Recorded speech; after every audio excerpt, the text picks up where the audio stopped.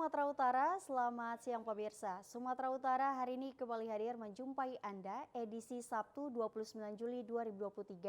Kali ini bersama saya Nur Hasanah. Beragam informasi terkini seputar Sumatera Utara telah dirangkum tim redaksi kami untuk Anda dan berikut informasi selengkapnya.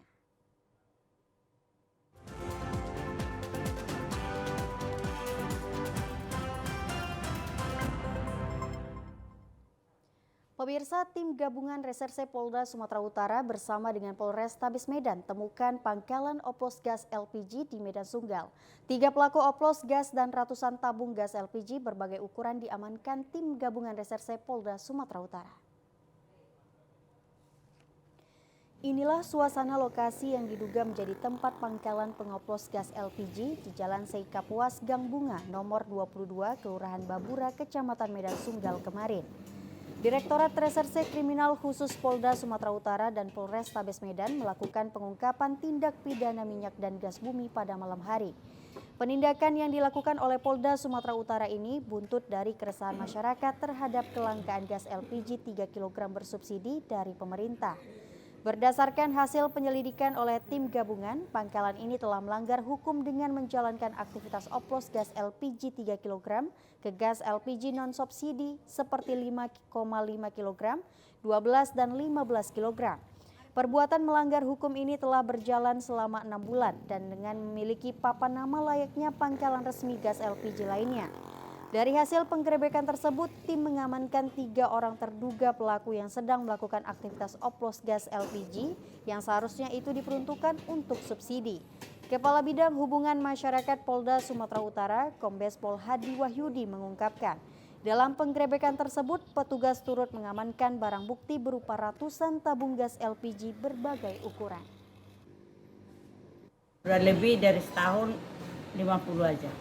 Cuma 50, Bu, ya? Iya, cuma 50. Itu penyebabnya atau apa itu? Mana tahu saya, ditanya ke Medan, ini petugasnya, mana tahu kami, Bu. Kami cuma yang membagi. Oh, itu kami jawaban tidak orang. pernah ke ini, langsung kan cuma sama inilah, sama yang membagi ini. Kenapa sekarang tuh jadi 50? Kami nggak tahu. Jadi itu yang ada di sini itu kami bagi. Kalau apa Ibu ke atasan lah gitu. Jadi untuk masyarakat sendiri gimana itu, Bu? Berkurang apa gimana itu? Berkurang lah Pak. Berkurang. Karena ini kampung ini 275 kakak lebih. Direktorat Reserse Kriminal Khusus Polda Sumatera Utara, Kombes Pol Teddy JS Marbun mengatakan, tim gabungan Reserse Polda Sumatera Utara berhasil menangkap sebanyak 3 tersangka yang memiliki peran berbeda-beda dalam kegiatan mengoplos gas LPG.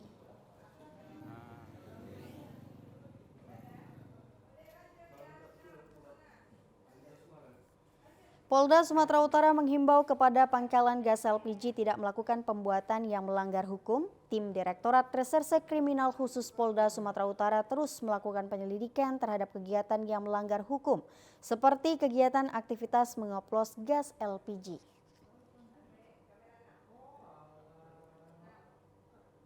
Pemirsa, sejak 3 bulan terakhir ini pasokan gas LPG 3 kg di sejumlah pangkalan di Mandailing Natal dikurangi. Akibat pengurangan jatah dari distributor tersebut, masyarakat miskin tidak kebagian jatah gas 3 kg.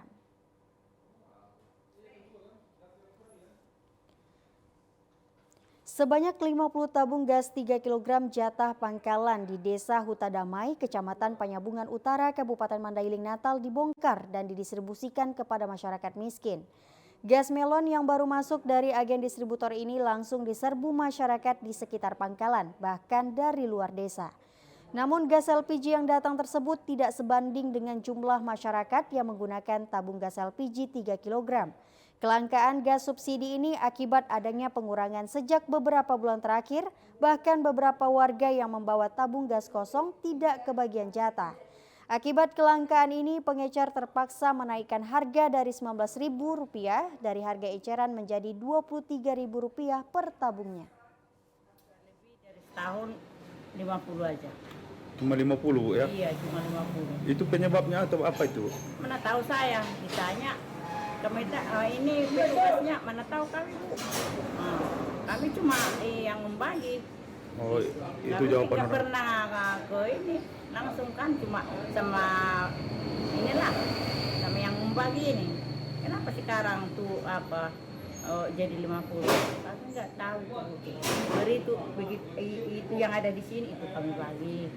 Kalau apa ibu ke atasan lagi. Jadi untuk masyarakat sendiri gimana itu Bu? Berkurang apa gimana itu? Berkurang lah Pak. Berkurang. Karena ini kampung ini 275 kakak lebih. Kini para pedagang berharap adanya solusi dan penyelesaian kelangkaan gas tabung 3 kg di Mandailing Natal.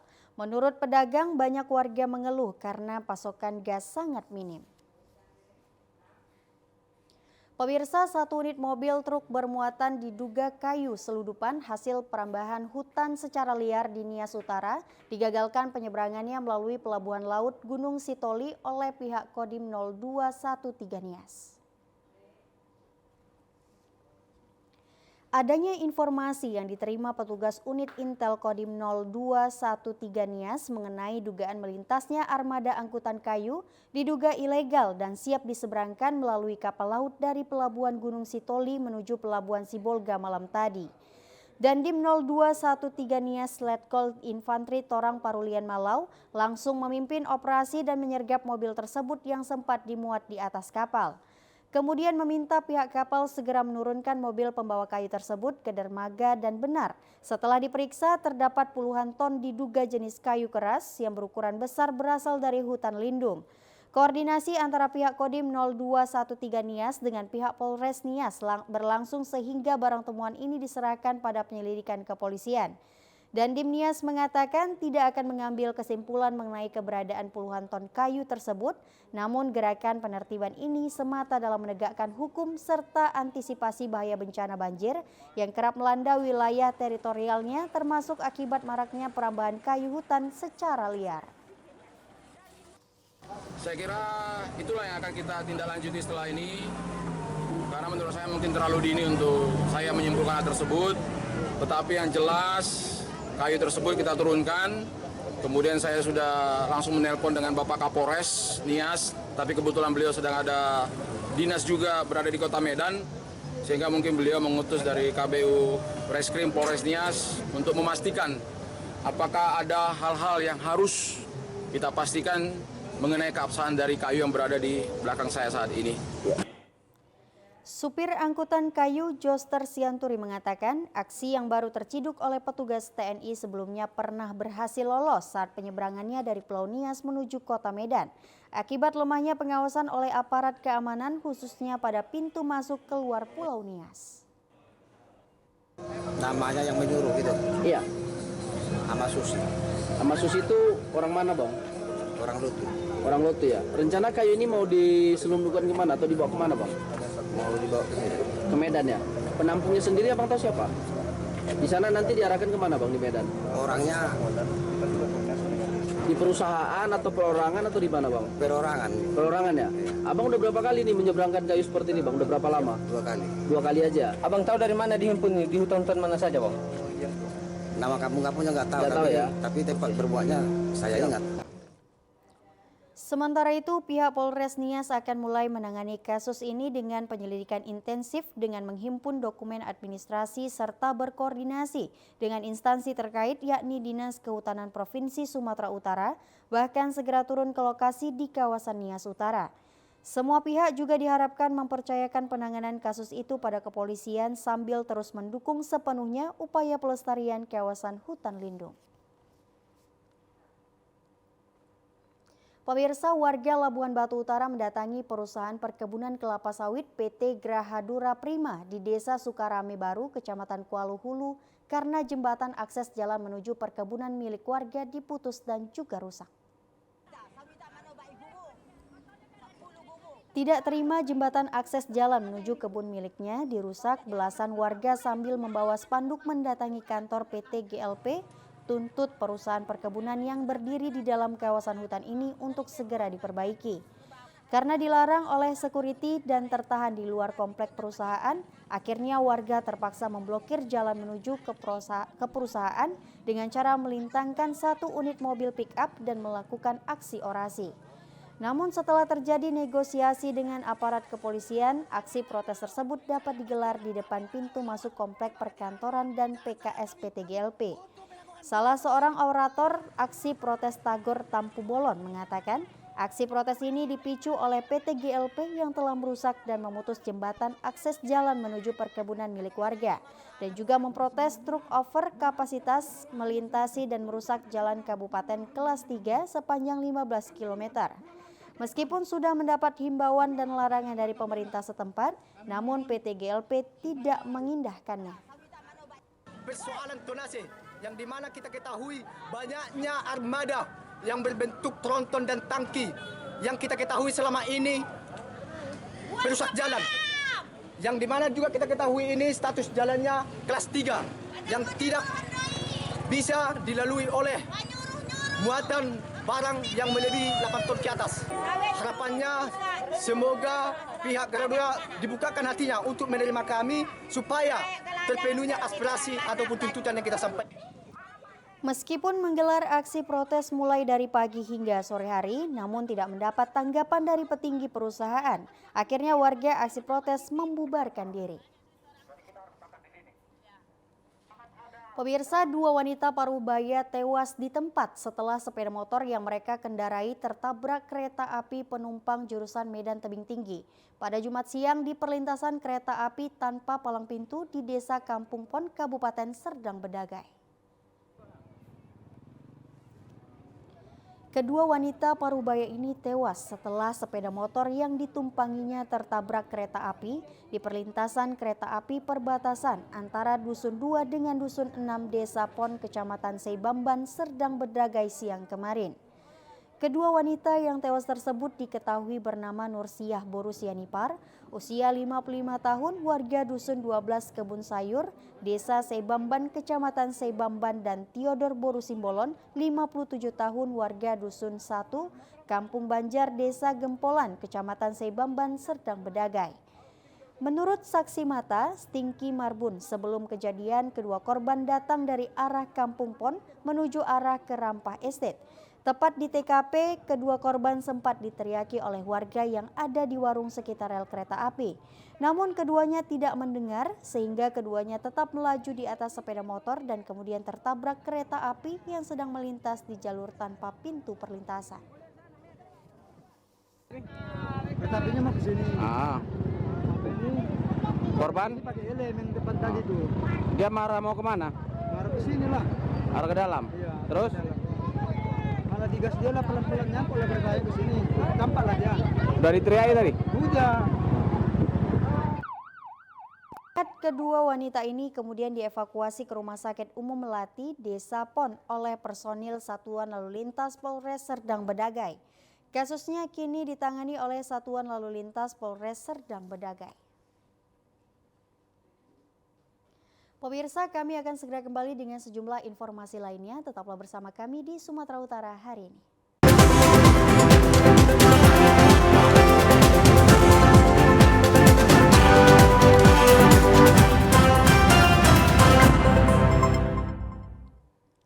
Pemirsa, dalam rangka menyambut Tahun Baru Islam 1 Muharram 1444 Hijriah, MPTTI dan P2T bersama menggelar acara zikir dan doa bersama di Panti Asuhan Zending Jalan Sisinga Mangaraja, Medan. Kegiatan penyambutan Gebyar Muharram 1445 Hijriah ini digelar untuk memupuk dan menambah keimanan serta ketakwaan kepada Allah Subhanahu wa Ta'ala. Acara zikir ini diikuti ratusan jemaah kolaborasi antara MPTT, P2T, LSM dan juga Ormas.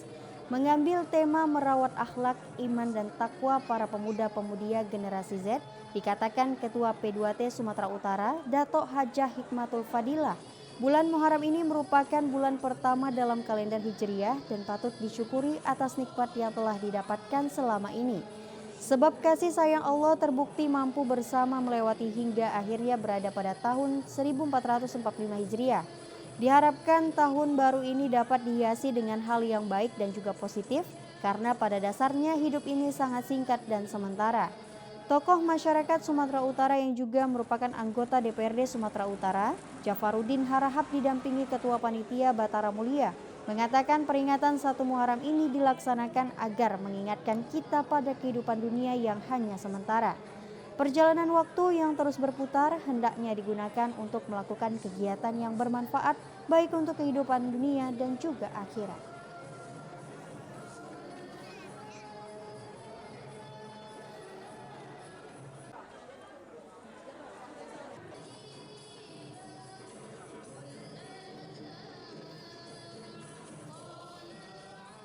Pemirsa, sebanyak 252 jamaah haji Kabupaten Labuhan Batu Utara disambut dengan suasana haru dan bahagia oleh pihak keluarga. Beginilah suasana rombongan haji tiba di Aula Dwi Syukur kantor Bupati Labuhan Batu Utara. Rombongan jamaah haji tiba dari Tanah Suci pada pukul 1 waktu Indonesia Barat dini hari tadi. Dari 7 unit mobil bus rombongan mengangkut rombongan haji, 3 unit tiba di Aula Dwi Syukur dan 4 lagi menuju masjid raya di masing-masing kecamatan. Suasana haru dan juga bahagia saat dijemput oleh keluarganya. Dari 252 haji diberangkatkan tanggal 14 Juni 2023 yang lalu, sebanyak 70% berusia di atas 60 tahun dan 40 orang menggunakan kursi roda, namun setibanya di Labuhan Batu Utara dalam kondisi keadaan selamat dan juga sehat. Salah seorang jemaah haji, Yapip, mengatakan ibadah haji adalah ibadah fisik dan melaksanakan ibadah membutuhkan stamina tubuh yang baik. Saat menunaikan ibadah haji dapat menjalaninya dengan baik dan juga khusyuk. Kiranya ibadah ini adalah ibadah fisik, membutuhkan kekuatan fisik para seluruh jamaah. Jadi kalau untuk saran, barangkali masukan kepada keluarga-keluarga kita yang ingin naik haji, kiranya diperhatikan usia orang tua kita, karena di sana adalah ibadah fisik. Kalau fisiknya kuat dan memungkinkan, barulah kita lepas orang tua kita untuk melaksanakan ibadah haji. Ketua PHD Haji Labuhan Batu Utara, Ustadz Idris Aritonang, menuturkan dari 253 jamaah haji diberangkatkan, 1 orang meninggal dunia. Berharap pemerintah pusat dan daerah dapat menjalin komunikasi terhadap ketua rombongan dan anggota jamaah lainnya. Insya Allah kami berharap kepada Pak Bupati Labuhan Batu Utara, Pak Wakil Bupati Labuhan Batu Utara, kalau bisa kami berharap akan datang Kementerian Agama dari pihak PHD dari Kabupaten Labuhan Batu Utara bisa bekerja sama, khususnya menentukan para karom, kepala rombongan itu, dan karu, biar sinkron, tahu tupoksinya masing-masing sebagai tugasnya masing-masing. Nah, biar bisa duduk bersama, sehingga jamaah bisa dilayani dengan sebaik-baiknya.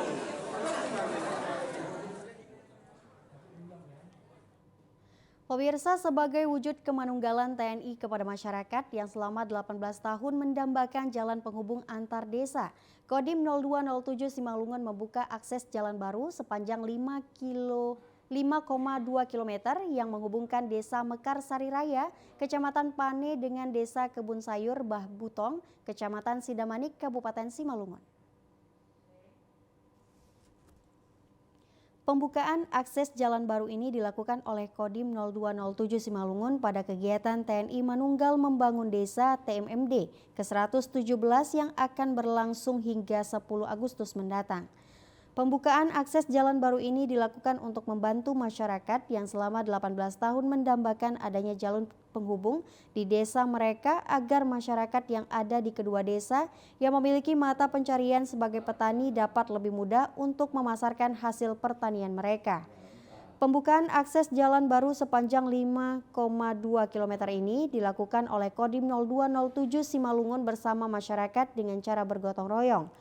Wadan Pusterat Maijen TNI Herianto Syaputra bersama Pangdam 1 Bukit Barisan, Maijen TNI Ahmad Daniel Kardin yang langsung turun ke lokasi TMMD pembukaan akses jalan baru ini mengapresiasi masyarakat yang mendukung dan memberikan secara sukarela tanah miliknya untuk dijadikan sebagai akses jalan.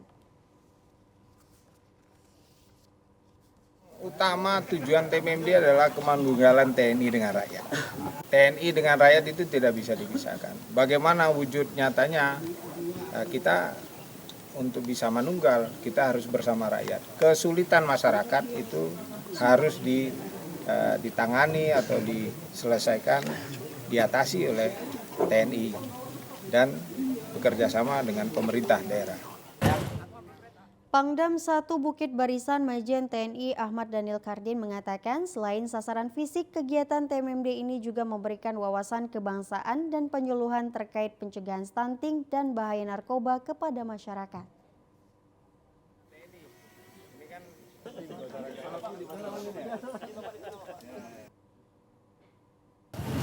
Ini bagian dari metode pembinaan bakti TNI yang dilakukan. Seperti yang sampaikan tadi, ya, ke TNI, outcome akhirnya adalah kemandunggalan TNI dan rakyat. TNI hadir di sini dengan membangun jalan itu hanya sebagai alasan pembenar TNI hadir. Ada apa TNI hadir? Karena kita sedang membangun jalan. Itu hanya alasan pembenar. Tapi ada sasaran non-fisik tadi yang sudah dijelaskan. Kita wawasan kebangsaan, pendekatan penyuluhan dan lain-lainnya kita ikutkan, libatkan semua instansi yang terkait. Outcome akhirnya adalah kemandunggalan TNI dan rakyat. Kembali kita menghidupkan tadi marharuan bolon atau yang dikenal gotong royong, ini kita hidupkan. Pembukaan akses jalan sepanjang 5,2 km ini pengerjaannya telah mencapai 85% dan ditargetkan jalan baru ini sudah akan bisa dilalui oleh masyarakat pada tanggal 10 Agustus 2023 mendatang. Pemirsa, tanpa pemberitahuan puluhan Satpol PP Provinsi Sumatera Utara melakukan pembersihan dan penertiban lahan ketahanan pangan milik PKK Desa Tumpatan Nibung, Kecamatan Batangkuis, Kabupaten Deli Serdang. Dan pembersihan lahan itu mendapat perlawanan dari sejumlah ibu-ibu PKK. Terlihat dalam video amatir sejumlah Satpol PP Pemprov Sumatera Utara melakukan pembersihan bangunan dan tanaman yang dibangun ibu-ibu PKK. Salah seorang kader PKK Desa, Siti Khalifah, mengatakan tanpa ada pemberitahuan taman ketahanan pangan yang dibangun ibu-ibu PKK sejak tahun 2022 itu dirusak oleh Satpol PP. Di lokasi ini terdapat tanaman-tanaman palawija, sayur-sayuran, dan buah-buahan dan tanaman hidroponik untuk ketahanan pangan warga Desa Tumpatan Nibung. Taman sekaligus ketahanan pangan ini sudah mendapat penilaian dari Provinsi Sumatera Utara dan menjadi juara. Hal ini sudah disampaikan kepada pihak Satpol PP, namun pihak Satpol PP tidak menghiraukan dan langsung merusak bangunan dan tanaman PKK Desa Tumpatan Nibung. Tiba tadi datang kemari, sementara ini adalah program dari pemerintah Kabupaten Deli Serdang, Pak. Nggak tahu, katanya mereka dari provinsi. Berarti kan kalau provinsi itu gubernurnya kita Bapak Edi Rahmayadi ya kan? Pak, kenapa ini dihancurkan, Pak? Ini kan tidak mengganggu, ini program dari pemerintah loh, Pak. Satu lagi, Pak, tadi dia orang itu ada bertanya sama saya, itu kalau biaya dari desa itu nggak boleh. Ini biaya dari pribadi ibu kepala desa kami. Sikit pun tidak ada dari desa. Ini memang betul murni dari pribadi dari Pak Kades dan Bu Kades. Ketua PKK Desa Tumpatan Nibung. Barang-barang ini semua dari pribadi Pak Kades dan Bu Kades.